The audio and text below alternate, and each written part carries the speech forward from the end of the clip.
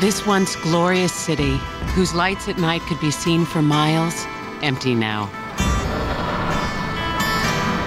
Its towering skyscrapers, once a testament to our ingenuity, now stand as crumbling monuments to our demise. Maybe only artists can grasp what that kind of future really holds for us. It's perhaps in the area that we think of today as science fiction, but that could be a very real future for the planet. 100 years from now, if New York is abandoned, I can imagine some advanced creatures, maybe humans, maybe extraterrestrials, looking at New York and saying, those ignorant people, how on earth could they have ever expected to survive? I can ask myself what happened, but where do I begin? With the droughts, the famines, the plague? It began long before all that. I lived through it all.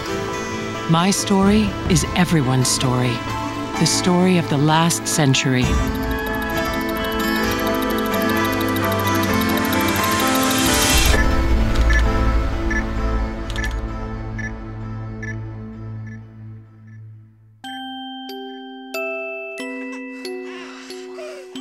I was born June 2nd, 2009. Civilization was at a crossroads. We were in a race for our future.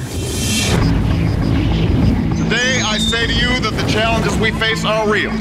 They are serious and they are many. The temperature is expected to keep going up. The stock market plunged. Douglas County will run out of drinking water. They will not be met easily or in a short span of time. A sixth grader came down with suspected swine flu on Wednesday. Energy, climate, food, population, economic pressures. Any one of these challenges might be very serious in itself. But because they're happening all simultaneously, it's going to be very difficult for our governments to cope. When I look at the next century, I feel it's up for grabs. Raising sea level. Catastrophic weather. 10-year drought. It's scary. These are things that are happening today. The time for action is now. The world had never known such uncertainty. We were used to having what we wanted and doing what we wanted. The analogy that I would draw is someone looking at their bank account, and week after week they're withdrawing money and they're enjoying a good life. If they would bother to read the statements, they would see that the bank account is dropping $900, $800, $700, $600. And at that rate, you know that in another 6 months of the good life, there's not going to be a good life anymore. We've acted as though we were independent of the environment. We burned fossil fuels. We've overused our renewable resources in the belief that we could do that forever. People are complaining about the economic crisis we have right now. You haven't seen nothing yet. You know, if we continue down this suicidal pathway that we're on, where we basically turn living stuff into dead stuff and call that economic growth, this will look like the good old days.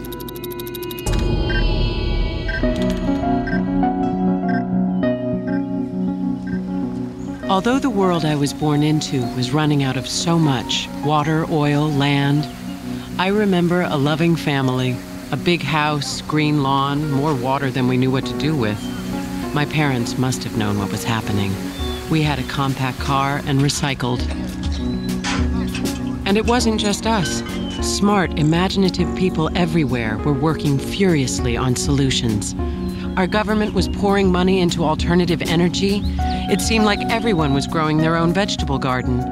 Windmills were sprouting up all over. People were beginning to understand.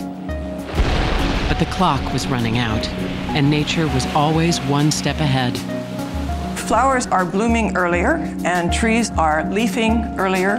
Birds are coming back from migration much earlier. If you were to pull back from the Earth, what you would see is sort of a refugee movement, if you will. And species are moving their ranges farther north to get to cool, from south to north, and from the valleys up to the mountaintops.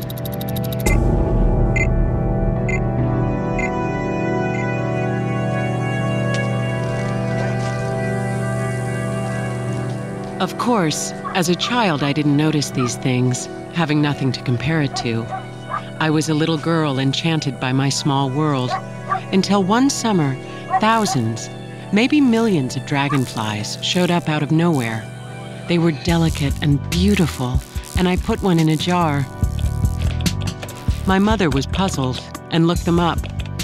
They were supposed to be in Cuba, not Miami. It was not until much later that I realized they were a sign of what was to come.